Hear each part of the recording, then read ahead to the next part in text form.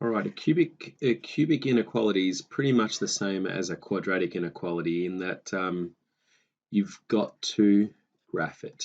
Okay, so you've got to treat polynomials with a degree higher than 1 with this approach here. Okay, so polynomials like a linear function, when you want to work out when x take 1 is say greater than or equal to 0, so that's just saying, hey, when is the graph of x take 1 more than this line here, y equals 1, okay?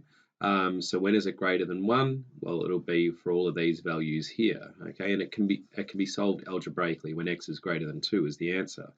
But for these ones here, for quadratics and cubics, you've got to graph it to be able to pick off the points.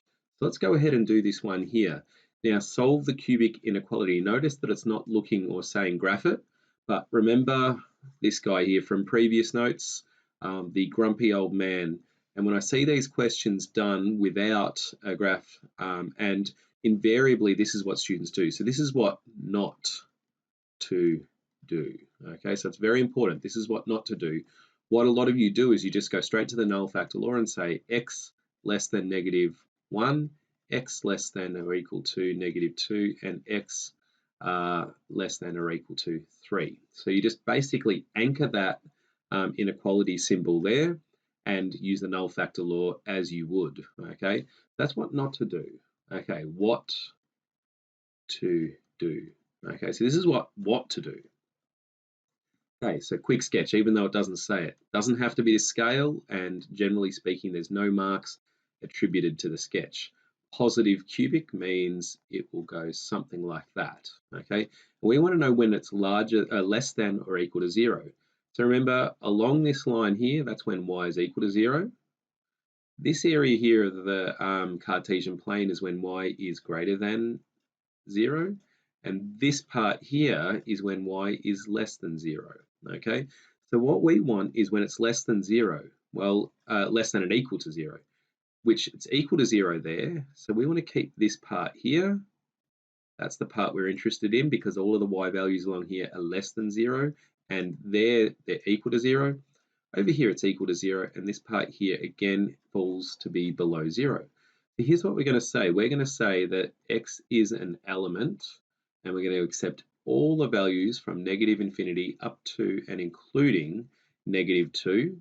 Now what happens is the function then goes above 0 after -2, okay, until it gets to this point here. And so we're going to say union with, and we're going to say, hey, we'll grab all the values between 1 and 3 as well, okay? So anywhere between 1 and 3 will produce also a negative y value. Then what you note is the y values go positive again, okay? So here's another one here, and it says, now when is this cubic function, so this negative cubic function, greater than or equal to 0? Right, so the first move I'm going to make on this is I find it hard to factorize cubics when there's a negative sign. So what I'm going to do is divide everything on the left-hand side and the right-hand side by -1. That's x cubed plus 3x squared plus x take 5 less than or equal to 0.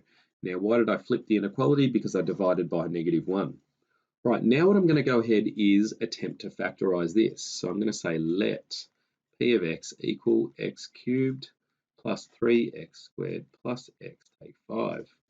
All right, now hopefully you're good at doing these p ofs here. So it's going to be 1 plus 3 plus 1 take 5, and we got it first shot, equals 0. Therefore, x take 1 is a factor. All right, so recall that I like the equating coefficients methods. So, and I only use the equating coefficients method when I know I've got a factor or a remainder 0. If I know I'm getting a remainder, I absolutely use the long division method. All right, so it's x take 1, and it's going to be x squared, and this is going to be plus 5 to generate that -5.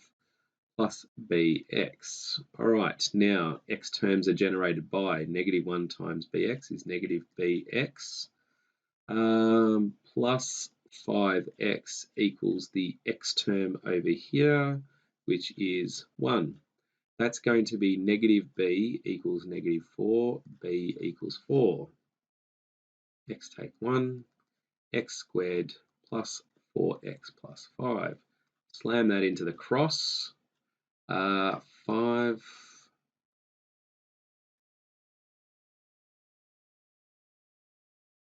Okay, so that's the same quadratic that I think came up in another exercise, and I don't think that that can be factorized. Okay, so recall that what that one is a quadratic. Where's my y-intercept? It's down here at negative 5. So what it's going to do is do something like that, or negative 5, 1, something like that.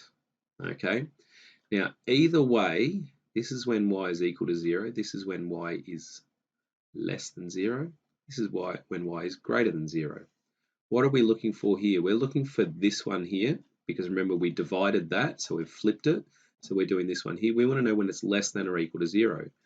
And in both cases, it's going to be for all the values of x is an element of, and it's going to be from negative infinity up to 1. So see how the y values are less than 0 up to 1 in this form, or the y values are less than 0 up to here in this form. So we're going to say up to 1, and it's included, so we're going to put that in. It might be timely just to do this one on the calculator as well. So let's do an inequality on the calculator. So I'm going to define my function f of x equals negative x cubed, take 3x squared, take x plus 5. Okay, right, so what I'm going to do is I'm going to solve f of x, and we want to do greater than and equal to. So we remember we find that down here, greater than and equal to 0 for x. Okay, and we've got all the values from negative infinity up to and including 1. So notice here that with the calculator, we got it to do this version of it. We could also get it to do this version of it. So I'll show you something.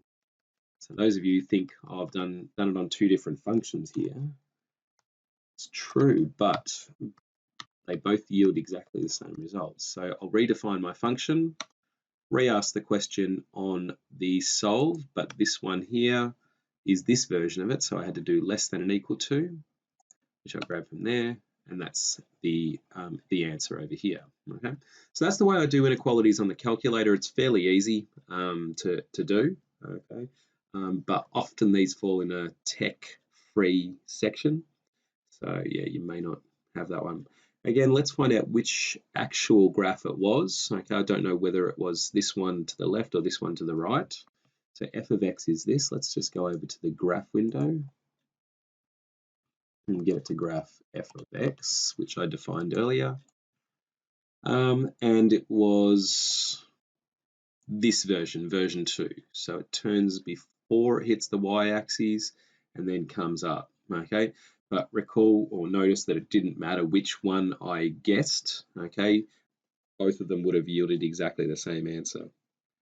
All right, the final question from inequalities is to solve this one here, and it came from a cubics test in 2018, so a couple of years ago now, and hardly anyone got it.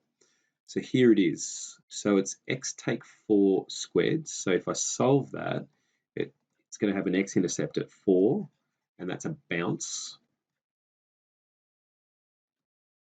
And x take 3. So let's graph this thing. Remember that usually with these solve the cubic inequality questions, there's no marks for actually doing the graph, but the graph will need to be done to actually pick the values for which the inequality is true. Right, so it's going to have a positive gradient, or it's a positive cubic, so it starts with a positive gradient. What it's going to do is come through there, turn somewhere there, and turn somewhere there, like so. Okay, we want to know when this graph is less than 0, and it looks to be there. It's equal to 0 there. Now, what a lot of students said is, to the answer to this, x is an element from negative infinity up to and including -3, and that was all they gave. Right, so what happens is it becomes positive all the way along here. So it's positive, positive, positive, positive, positive. It hits this point here and it's momentarily 0 before it kicks back up again, which actually solves the inequality for one moment only, okay? So what we're going to say is this is union with. Now, the debate that caused some, well, not anxiety or anything like that, but there was a contentious debate because many students did something like this, union with 4, okay? Now notice that this is interval and this is set, and there's some teachers who hold the belief that you can't hybridize interval and set, that it's either interval, an answer is given in interval notation, or it's given in set notation. So if the first thing that I gave was in interval notation, then I need to keep the interval. And the only way I can really think about how to do this is say it's all numbers between 4 and 4, including 4, which is 4, okay? But that is clumsy, ugly, I don't know, the list goes on. I don't love that. Okay, so this is one of the few times where I'd actually switch over and use set notation. So x such that x less than or equal to -3, and we're going to say union with 4. Okay, so that's what I'm going to give as my answer, x such that x is all the values below -3, including it, union with 4. Okay, and that's probably a little more elegant. Right, so the exercise is 6G, question 1.